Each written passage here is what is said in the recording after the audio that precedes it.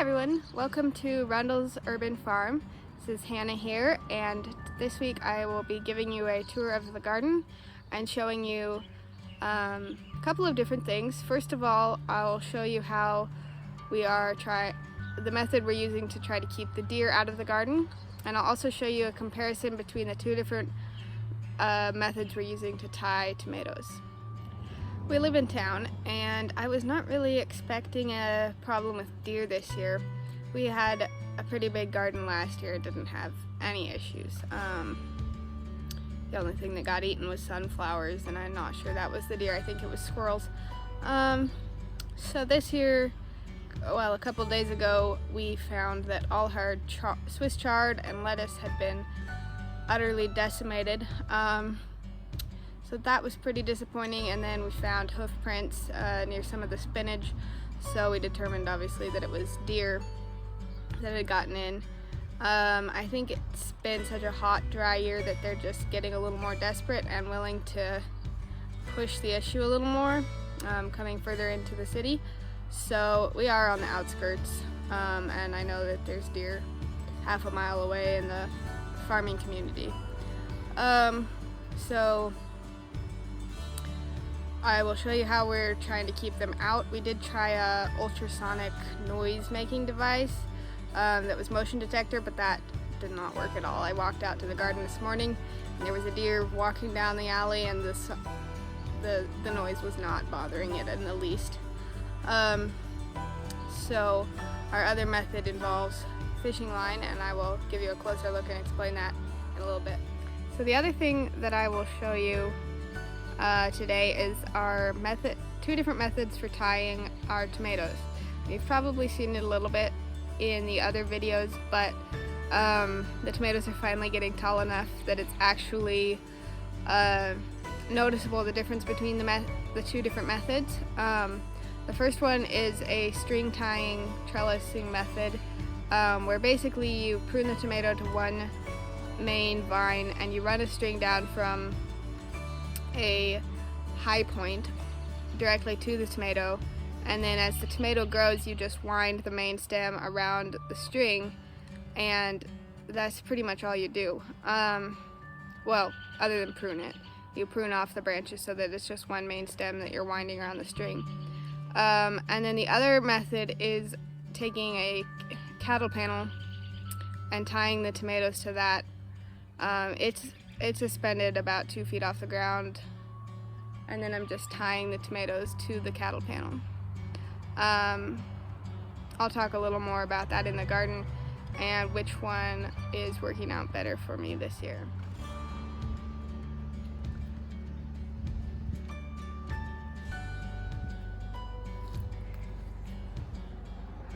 So here are our winter squash, and they are starting to blossom. But most of these blossoms are male flowers, so they won't really get pollinated yet because there's no female flowers. And there's some over here as well. We've got, actually in here we've got a little baby Hubbard squash, if you can see right there. So that's exciting. And then here, these butternut squash got chomped on by deer. We live in the city, so I wasn't really expecting to have issues with deer. We didn't at all last year. So we're trying to work up some methods to keep them out. And then here we have our line of string-tied tomatoes. And over here we have our cattle panel trellis of tomatoes, and they are getting really quite enormous. Here we have our first couple of little green tomatoes, and these are on a Cherokee purple. And then you can see all of the tomatoes are just looking really gorgeous.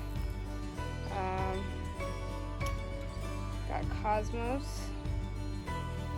And over here we've got peppers and basil, and now this purple jalapeno already has some baby purple jalapenos on it. And this pepper plant is just starting to get some blossoms. Over here we have yellow saffron squash, and something seems to be eating it. I suppose it's all these little black bugs. Now that is not good. I don't know what that is, but it's not good news.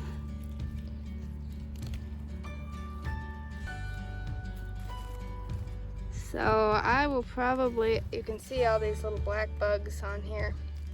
Probably need to come up with some sort of spray to put on that this afternoon. And here we've got our other zucchini and our powdery mildewed gray zucchini, which is not doing super well.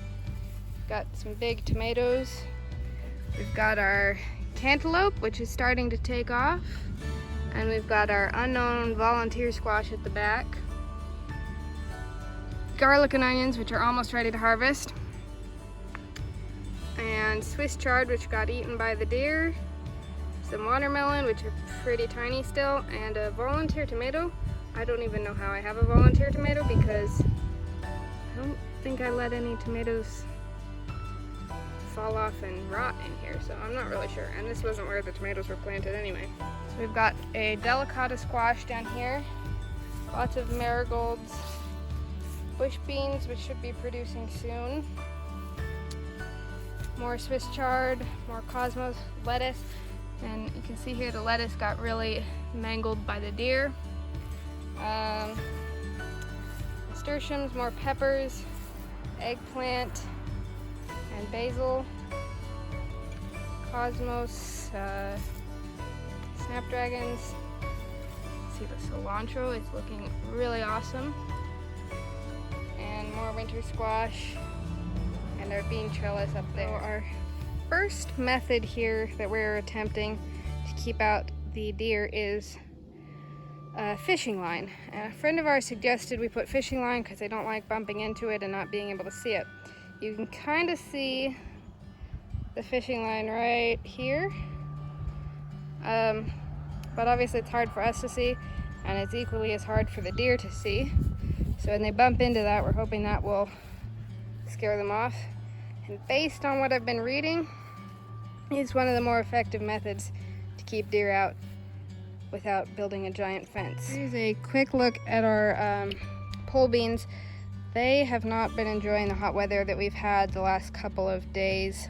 We've been in 100+ temperatures. So needless to say, the beans are suffering a little bit, but you can see here some of them have started to climb. Honestly, I would say that beans are one of the more finicky crops I have actually tried growing. I thought they were supposed to be easy, but last year it was the bugs. This year it was the heat, and I also know that they don't like the cold either. One more thing I thought I would talk about real quick is the different tomato trellising methods that I'm using. Right now I've got these string-tied tomatoes here, which these are 10-foot T-posts, probably buried 2 feet in the ground, and then we have T-joints and L-joints, PVC pipes, and then PVC pipe running across the top, and then we've got the strings running down from the PVC pipe. And basically you just take the tomato, let's see here, and you run the string down to the tomato, and then you wrap the tomato around the vine, and it's super easy. You can literally just walk down the aisle and wind the tomatoes, and then you're done. So the second method I'm using to tie the tomatoes is this cattle panel, and I'm just tying each tomato plant directly to the panel. It's working out great, but I honestly like the string tying better because it's just super easy. You walk by, wrap the tomato a little bit, and call it good.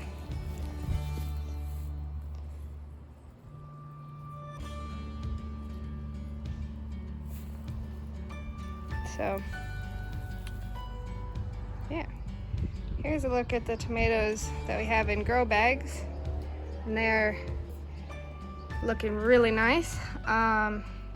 These two unfortunately got the tops eaten off by deer, so hopefully they'll grow some other strong branches which can take over for the main branch, which won't grow anymore.